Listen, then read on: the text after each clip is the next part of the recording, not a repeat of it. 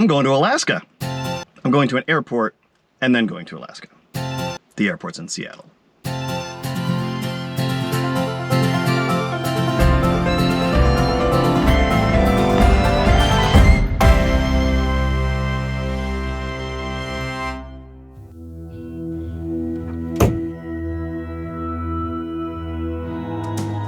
Welcome to Season 2.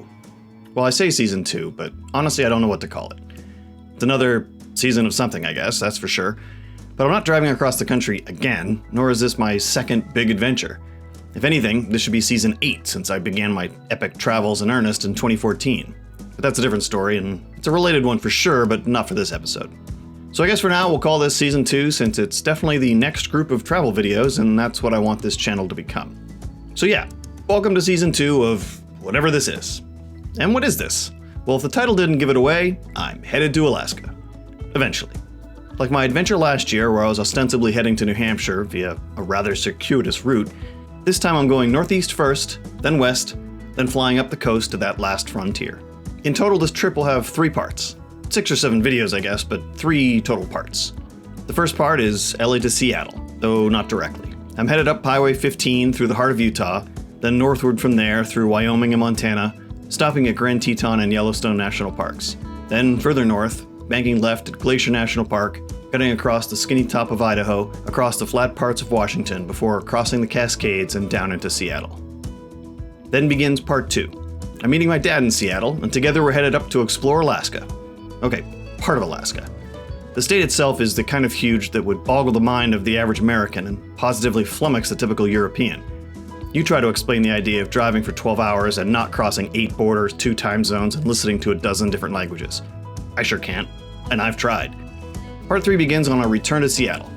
My dad will fly home, and I'll start heading south, hitting a few more national parks before returning to the inevitable summer heat in the land of In-N-Out Burger, taco trucks, and sunshine. But first, Utah. You might not know it, but Utah has one of the highest concentrations of national parks of any state in the US. And it's got some heavy hitters too. Zion, Bryce, Arches, just to name a few. It's a state crinkled by geological violence and relentless rivers. Ancient tectonic plates struggling for dominance and the eternal power of endlessly flowing water. To the east, the epic Rocky Mountains and the continental divide that separates the American West and its legendary flat plains. There's beauty in the bellow of the blast, not just in the many national and state parks, but even beside the roads themselves.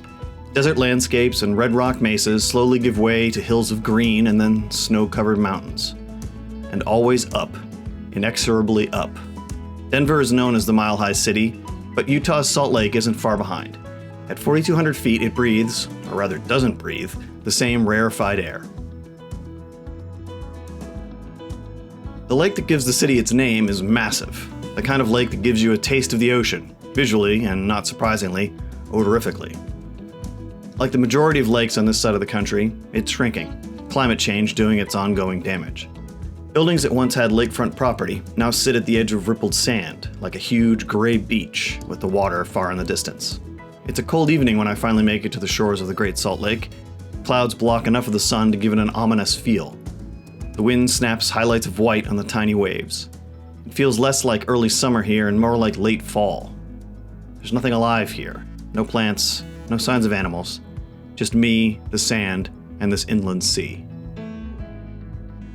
Someone has hauled a high-backed plaid chair all the way out to the shoreline. It's incongruous here, like me. A visitor, out of place, like me. It's out of shape, and should be indoors, like me. This is how I feel at the beginning of all my adventures, shouldering my way through the transition from home to away, from sedentary to exploratory. I have an ability that allows me to be reasonably content in a wide variety of situations. When I'm traveling, I'm content. When I'm home, I'm content. But the longer I stay in either situation, the harder it is to get out. This wasn't always the case. When I first started traveling, more or less full-time, I was looking for something. Contentment, I guess. I wasn't satisfied with where my life was, so I went looking for what else was out there. Over the years, I found the contentment I was looking for out there in the world, but I also found it at home. Splitting my time home and away was my best life, the best of all possible worlds. And I lost that. We've all lost so much since 2020, some more than others. For me, it was the loss of that life, not knowing if I'd ever get it back. Sure, boo-hoo, look at this poor guy who can't travel the world anymore, and that's perfectly fair. But I'd found what made me happy, and I was lucky enough to be able to do it. I don't claim it would work for everyone, nor be possible for everyone, but it was working for me, and that, quite possibly, was gone. But not without a fight.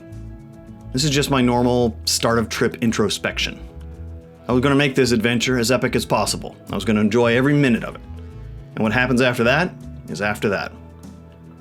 So once again, welcome to Season 2 of whatever this is and whatever it will be.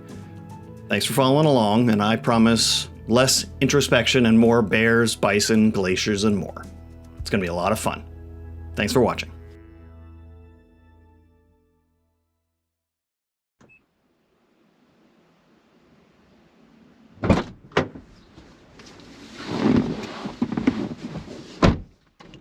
I'm going to Alaska. I'm going to an airport.